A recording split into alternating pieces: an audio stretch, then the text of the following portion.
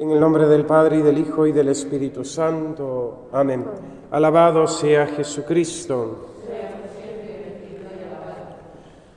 Consideramos la significación, el simbolismo de esa segunda ofrenda que los tres reyes magos ofrecieron al niño Dios cuando, entrando en la cueva de Belén, encontraron al niño con su madre y ellos, cayendo de rodillas, le adoraron. Abrieron sus cofres y le ofrecieron oro, incienso y mirra. Consideremos el significado del incienso, que es bastante patente para todos, pues acostumbrados a verlo utilizar en el culto divino, entendemos que es algo propio para Dios. Y así, desde la misma antigüedad, esta resina propia de unos árboles que había en Saba se utilizaba para el culto de los dioses. En la misma religión judía, el mismo pueblo de Israel tenía una ofrenda de incienso. Dios nuestro Señor a Moisés, todavía por el desierto, le manda construir un altar de incienso para ofrecerle cotidianamente ese sacrificio eucarístico de acción de gracias, junto con otras primicias y otros elementos que Dios daba en su providencia, en la naturaleza, al pueblo de Israel. Así, en el mismo templo de Jerusalén se utilizará ese mismo incienso y se realizará esa misma ofrenda, junto con los otros sacrificios establecidos por Dios en la ley antigua. Al principio de la Iglesia no hay constancia de que se utilizara el incienso, pero esto no quiere decir que no se usara. Y de hecho, la misma costumbre que tenían los judíos de ofrecer ese incienso a Dios nuestro Señor cotidianamente, pues podía haber sido tomada perfectamente por aquellos que, convertidos a la fe cristiana, confesaban a Jesucristo como Dios y Señor. Es el acto que hacen los magos de Oriente. Los santos Baltasar, Melchor y Gaspar ofrecen incienso a este niño que es Dios, este niño al que reconocen como Dios hecho hombre.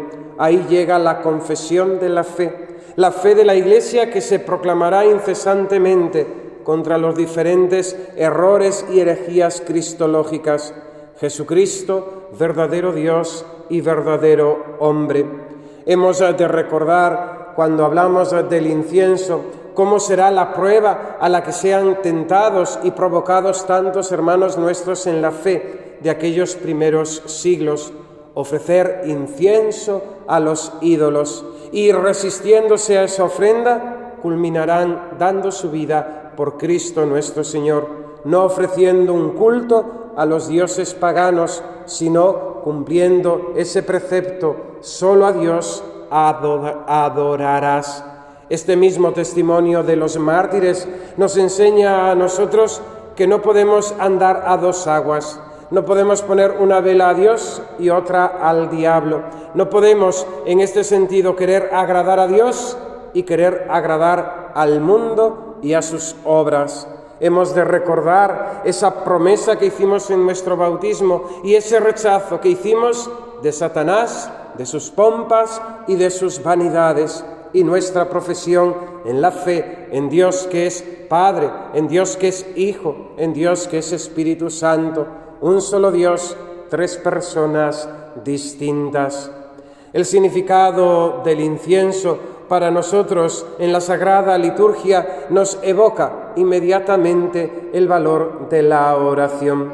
Cuando vemos salir ese humo del incensario que asciende a lo alto, que asciende al cielo, recordamos y nos viene, como vamos a decir fácilmente, el significado de este incienso quemado como oración agradable a Dios nuestro Señor. Es la oración de los santos, es la oración de la Iglesia, es la oración del cuerpo místico de Cristo.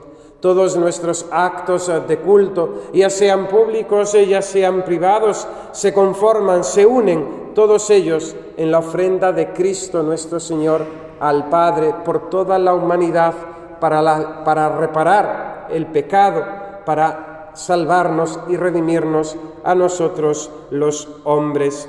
Este incienso ofrecido a Dios nuestro Señor, que es bendecido por el sacerdote antes de quemarse, se convierte también en un sacramental, en un signo sensible instituido por la Iglesia para darnos gracias, esas gracias concretas que dependen, lógicamente, de nuestras buenas disposiciones. En la actualidad, también en la antigüedad se usaba para perfumar las casas, incluso con un cierto fin terapéutico.